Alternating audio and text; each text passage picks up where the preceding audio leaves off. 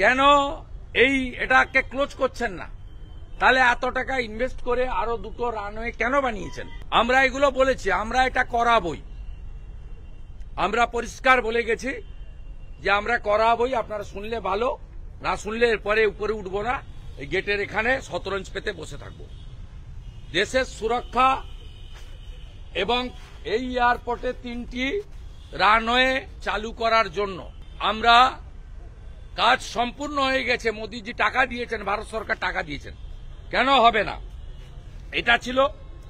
এবং সাথে সাথে আহমেদাবাদ ইনসিডেন্টের পরে এখানে ওনারা আমাদের পুরো দেখিয়েছেন পাওয়ার পয়েন্ট প্রেজেন্টেশন দিয়ে, একটা কমার্শিয়াল বিল্ডিং এমন হয়ে আছে এটা ভালনারেবল। আমরা বললাম যে এটাকে কেন আপনারা কম্পেনসেশন দিয়ে কেন এটাকে ভেঙে দিচ্ছেন না? কারো ক্ষতির জন্য আমরা আসিনি, কেন দিচ্ছেন না? ওনারা বললেন কোর্টে স্টে নিয়েছে। আমরা আপনার লয়ার কেন কোর্টে গিয়ে মেনশন করছে না আপনার আহমেদাবাদ ইনসিডেন্ট? আপনি পাওয়ার পয়েন্ট প্রেজেন্টেশন করে 20 ইলেক্টেড এমএলএস ইনক্লুডিং এলওপি কে দেখাচ্ছেন এই বিল্ডিং হচ্ছে ভালনারেবল বিল্ডিং, আর আপনি কোর্টে মর্জি মাফিক ছেড়ে দিয়েছেন। আপনার লয়ার দিন, লয়ার চেঞ্জ করুন, আপনি কোর্টে গিয়ে বলুন, ইমিডিয়েট বলুন, 48 ঘন্টার মধ্যে কোর্টকে বলুন যে আপনি ডাইরেকশন দেন, কেন ইন্টারলোকেটেড থাকবে? তার জন্য যে কম্পেনসেশন, কারোর ক্ষতি করার উদ্দেশ্য নিয়ে তো আমরা বলছি না, টাকা দিয়ে দেন। ওনারা এখানে পৌরসভা নিজের মতো প্ল্যান দিচ্ছে, কর্পোরেশন নিজের মতো প্ল্যান দিচ্ছে, কোনো নেই তা ওখানে টাকা নিচ্ছে তৃণমূল মানেই টাকা, আর এখানকার সিটির মাঝখানে এয়ারপোর্ট, এই এয়ারপোর্টকে বিপজ্জনক জায়গায় নিয়ে যাচ্ছে। এগুলো আমরা বলেছি। লাস্ট ফাইনালি আমরা কন্ট্রাকচুয়াল রিক্রুটমেন্টের ক্ষেত্রে এখানে একটি হট্টনা নট্ট বলে আছে, তার সে মালিক এখানকার অলিখিত মালিক, এই মালিকের মালিকানা চলবে না। পিসি ভাইপো যাওয়ার সময় হোর্ডিং টানিয়ে দিবেন হট্ট আর গট্ট কর্তৃক প্রচারিত, এটা এই ব্যবসা এখানে চলবে না, এটা কেন্দ্রীয় সরকারের। প্রিন্সিপাল কন্ট্রাকচুয়াল হতে পারে, এজেন্সির মাধ্যমে হতে পারে। কন্ট্রাকচুয়াল হলেও সব ক্যাটাগরির এমপ্লয়ির তার প্রিন্সিপাল এমপ্লয়ার হল airport authority of India Kolkata. আপনার এইচআর এবং আপনাদের ঘাড়ে দায়িত্ব যায়।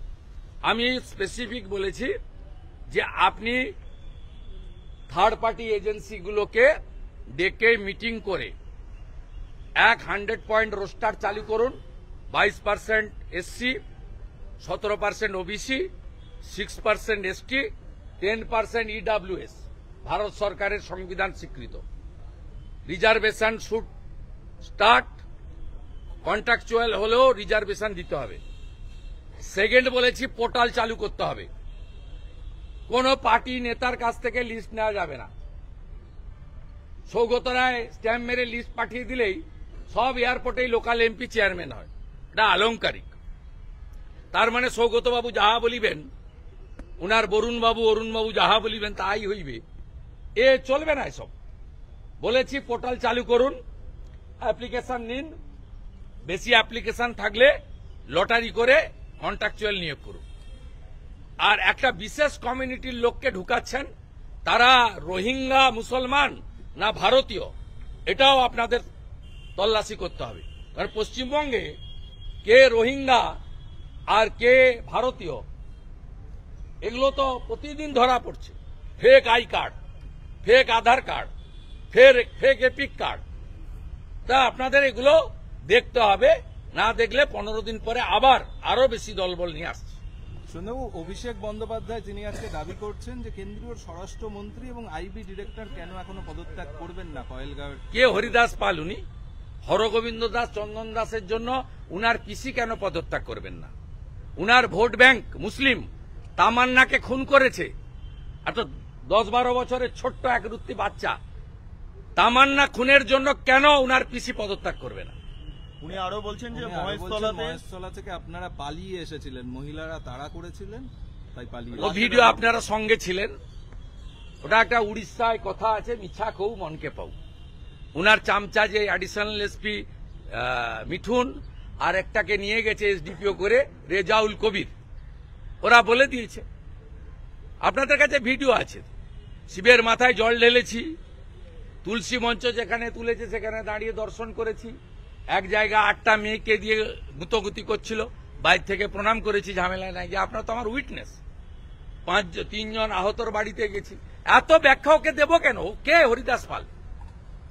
নন্দীগ্রাম নাম থাকলে ওর পিসি দিদি থেকে দিদিমা হতো, জীবনে মুখ্যমন্ত্রী হতো না। ও বেটা 1500 পুলিশ নিয়ে বেড়ায়, আর এসেছে 11 সালে আমরা সব জিতিয়ে দেওয়ার পরে। ও ছিল নাকি 11-র আগে সিপিএম এর সঙ্গে লড়াইতে? ওর কথার উত্তর দিতে হবে কেন?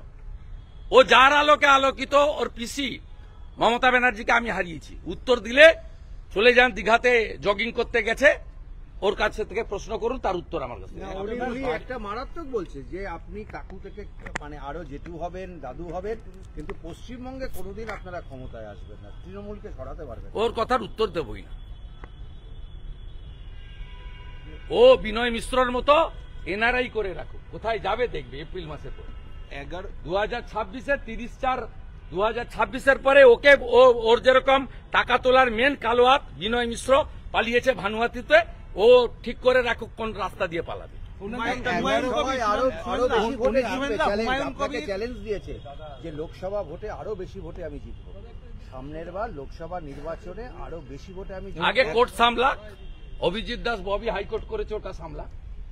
আমার কাছে ডায়মন্ড হারবারের যা ভিডিও আছে, ও তো অভিজিৎ দাসের লয়ার কোর্টে প্লেস করবে। আমি 500 বুথের ভিডিও দিয়ে দেবো, আমার কাছে আছে।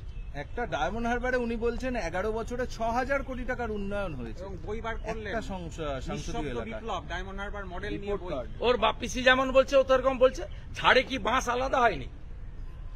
সরল ঝাড়ে সরল বাঁশ, কাটা ঝাড়ে কাটা বাঁশ, যেমন ঝাড় তেমন বাঁশ, পিসি যেমন ভাইপো তেমন। দীপক ঘোষের বইতে সব লেখা আছে, আমাকে আর ঘাটাচ্ছেন কেন? তামান্নার মাকে আজকে টাকা দিতে গিয়েছিলেন হুমায়ুন কবির, তামান্নার মাকে প্রত্যাখ্যান করেছেন তিনি। সে তামান্নার মা, হুমায়ুন কবির টাকা দিতে গেছিলেন। হরগোবিন্দ দাস, চন্দন দাসের পরিবার মমতার টাকা যেমন প্রত্যাখ্যান করেছে, তামান্না ঠিকই করেছে। আমি তার মাকে বলি, সত্যিকালে সাহসিনী মহিলা। বেগম রোকেয়ার মতো এইরকম মহিলা আছে, এদের দরকার আছে। বলছি আপনি আপনার নাম ধরে বলেছে শুভেন্দু অধিকারী আসার পর বিজেপি আর জিততে পারছে না। শুভেন্দু অধিকারী বিজেপিতে আসার পর বিজেপি আর ওর পিসি তো হেরেছে, ওর পিসি তো হেরেছে, ওটা বললে সম্পূর্ণ হয়ে যেত। দাদা বলছি প্রসাদ আর দীঘায় যাচ্ছিলেন, মহাপ্রসাদ মুখ্যমন্ত্রী দীঘায় দীঘায় যাচ্ছিলেন, যাচ্ছিলেন, নেমে পড়লেন কাঁথি সেন্ট্রাল বাস স্ট্যান্ডে, গিয়ে 50 মিটার হেঁটে মানুষের সঙ্গে জনসংযোগ জনসংযোগ করলেন। ও যত করবে আমার ভোট তত বাড়বে। ও বিধানসভায় কাঁতিতে গেছিল, অরূপ দাস জিতেছে, কোথায় হেঁটেছিল তো। আর লোকসভায় গিয়ে আমার বাড়ির পাশ দিয়ে হেঁটেছিল, আমার ভাই জিতেছে 50,000 ভোট। ওকে বলবো হাটবারে যেতে, প্লাস্টার না বাঁধে এমনি যেতে, হুইল চেয়ারে যাবেন না। বলছি একটা বিষয় বলবেন যে প্রসাদ এবং মহাপ্রসাদ এই দুটোর নিয়ে একটা পার্থক্য দেখা যাচ্ছে। আপনি মহাপ্রসাদ বিতরণ করবেন আর এটা প্রসাদ বিতরণ করছেন। কোনটা প্রসাদ? এটা মিষ্টি, গজা পেড়া মিষ্টি, এটা হালাল খাওয়ার, কোন হিন্দু খাবেন না। শামসুজ্জামান বলেছে মুর্শিদাবাদের রানীনগরে যে আমার মিষ্টি দোকানে হালাল হয়। আমরা হালাল খাওয়ার খাই না, আমরা ঝটকা খাওয়ার খাই। চলো।